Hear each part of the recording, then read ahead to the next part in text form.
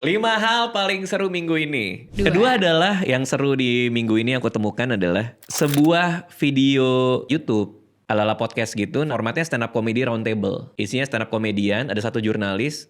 Dia bercakap-cakap dengan para stand up comedian untuk ngulik kreativitasnya dan state of the comedy saat ini. Itu baru rilis mungkin minggu lalu kali si video ini. Dan buat aku as a comedian myself, itu banyak banget yang menarik. Kayak contohnya ada argumen dari mereka soal kita tuh harus nyari komedi wire gitu. Harus mencari batas di mana komedi kita sendiri. Dan kadang kita kelewatan, kadang nggak terlalu lewat.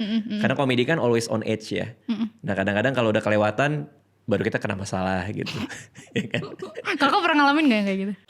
So far sih masih aman? Sepengetahuanku ya, masih aman-aman aja. Oke. Tapi mereka bahas soal itu. Karena kan di Amerika mungkin lebih hardcore kali ya komedinya. Oh itu emang buatan orang-orang Amrik gitu ya? Oh iya. This video Ini aku kasih konteks dulu. Stand up comedy round table itu yang ngomong di sana ada Jamie Foxx. Tahu Jamie Foxx? Tahu. Sarah Silverman.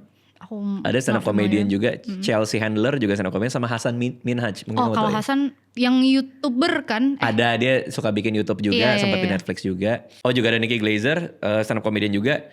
Dia ngasih argumen soal bahwa sekarang ini komedian-komedian tuh ada tekanan untuk menjadi lebih vulnerable. Lebih menunjukkan kerentanan diri dia. Karena people kayaknya expect itu dari banyak komedian sekarang.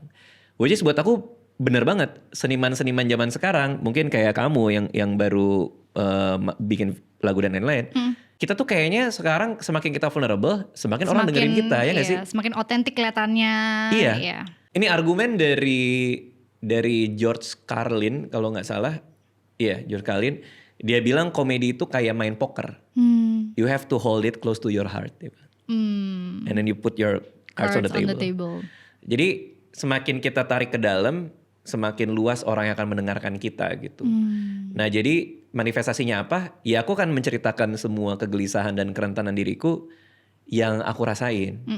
Zaman aku mulai stand up dulu, ya aku ngomongin tinggi badan aku pendek ya kan. Aku kuliah di Adelaide dulu di Australia. Itu ngobrol sama bule itu kayak ngomong sama ketek mereka semua. Aku juga kayak gitu kalau di Kamu Belanda juga kayak gitu ya? Iya kan? Susah banget ya. Bener. Tapi artinya kayaknya manifestasinya kalau ke komedi adalah mencari bahan-bahan komedi yang memang kadang kita ngerasa kurang gitu. Tapi poinnya adalah kita harus berdamai sama itu. Karena kan gak semua orang bisa ngomongin itu.